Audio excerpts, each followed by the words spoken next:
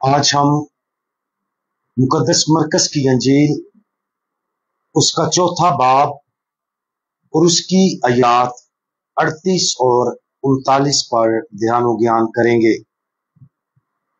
और आज हम खुदा हमसे हम कलाम हो रहा है इसके बारे में सुनेंगे। और वो पिछली तरफ गद्दी पर सो रहा था, तब उन्होंने उसे जगाकर कहा, आए उस्ताद, क्या तुझे फिक्र नहीं कि हम हलाक होने को हैं? और उसने उठकर हवा को झिड़का और झील से कहा, खामोश, साकित हो। तो हवा बंद हो गई और बड़ा अमन हो गया। क्या हमारी ये ख्वाहिश है कि हम खुदा को अपने आप से बात करते हुए सुने? इस ख्वाहिश को पूरा करने का सबसे आसान तरीका यह है कि हम अंजील मुकद्दस पर दुआया अंदाज में ध्यान व ज्ञान करें।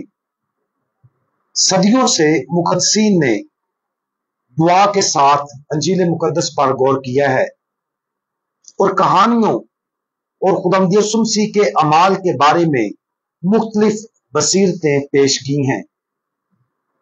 उनकी बसीरत बुनियादी तौर पर कोई अक्ली मश्क नहीं है, बल्कि वो सबसे पहले दुआ और ध्यान व ज्ञान की मशकें हैं, जिससे ये जाहिर होता है कि सहीफों में गहराई और मानी की मुख्तलिफ परतें हैं। अबाई कलीसिया में से एक मुकद्दस बीदे आज की अंजील मुकद्दस के हवाले पर अपने दुआया गौर व फिक्र से वजाहत करते हैं कि जिस कश्ती में खुदावंद यीशु मसीह ने समंदर पार किया, वो पाक सलीब की नुमाइंदगी करती है, जिसके जरिए बहिश्त के साहिल पर पहुंचने के लिए महफूज रास्ता हासिल किया जाता है। इसके बाद आने वाली दूसरी कश्तियां उन लोगों की नुमाइंदगी करती हैं जो मसीह की सलीब पर ईमान रखते हैं और उसकी पैरवी करते हैं। अगरचे वो आजमाइशों और मुश्किलात की लहरों का शिकार हैं, वो सलीब की बचाने वाली ताकत पर भरोसा करते हुए आगे बढ़ते हैं। खुदावंद यीशु मसीह का सो जाना उसकी मौत की नींद की नुमाइंदगी करता है और उसका बेदार होना उसके जी उठने की नुमाइंदगी करता है। शागिर्दों की दरखास्तें जिंदगी के तूफानों और आजमाइशों के दौरान खुदावंद यीशु मसीह की तरफ रुजू करने की हमारी जरूरत की नुमाइंदगी करती हैं।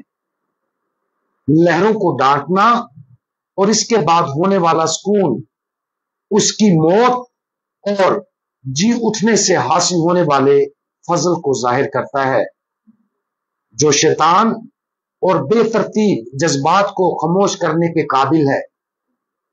शागिर्दों को जिस खौफ का सामना करना पड़ा, वो हमारे अपने खौफ की तरफ इशारा करता है, जिसका नतीजा खुदा पर ईमान और भरोसे की कमी है। खुदा इन और बहुत सी दूसरी सच्चाइयों को कलाम में मौजूद अपने अमाल और इल्फाज के जरिए हमसे कहने के काबिल है। गहराई और मानी की कोई हद नहीं है जो हम उसके पाक कलाम के जरिए हासिल कर सकते हैं। लिहाजा अगरचे मुकद्दसीन की अंजील की मुख्तलिफ तशरीहात पर गौर करना मुफीद है, लेकिन इन इक्तबासात पर खुद गौर करना भी बहुत जरूरी है, ताकि खुदावंद को वो पैगाम हम पर जाहिर करने की इजाजत दी जाए जो हमें सुनने की जरूरत है। आज अंजील मुकद्दस के इस मंजर पर गौर करें। आज की अंजील को शुरू से आखिर तक आहिस्ता आहिस्ता पढ़ने के लिए वक्त निकालने की कोशिश करें। एक एक जुमला पढ़ें और फिर आंखें बंद करके तसव्वुर करने की कोशिश करें। खुदावंद यीशु मसीह को कश्ती में दाखिल होते हुए देखें। कश्ती का सलीब होने पर गौर करें। समंदर को इस दुनिया में बहुत सी बुराइयों के तौर पर देखें। तूफान के दौरान शागिर्दों को किस खौफ का सामना करना पड़ा, उस पर गौर करें। अपने आप को इस कश्ती में देखें, खुदावंद यीशु को जागते हुए देखें। देखें कि वो किस तरह लहरों को डांटता और अमन लाता है। जिंदगी में जब हम जद्दोजहद करते हैं तो उसे हमें यह कहते हुए सुने, क्यों डरते हो, अब तक ईमान नहीं रखते। जब हम दुआ के साथ इस हवाले और अंजील मुकद्दस के दीगर इक्तबासात पर गौर करते हैं तो जान लें कि खुदा हमसे बात करेगा और हम पर वो मानी जाहिर करेगा जो वो आज हमारे साथ बातचीत करते हुए जाहिर करना चाहता है। हमारे सोए हुए खुदावंद, जैसा कि हम अपनी जिंदगियों में बहुत से तूफानों का सामना करते और उन्हें बर्दाश्त करते हैं, हम हमेशा आपकी पासलीब और जी उठने की बचाने वाली ताकत पर यकीन रखें।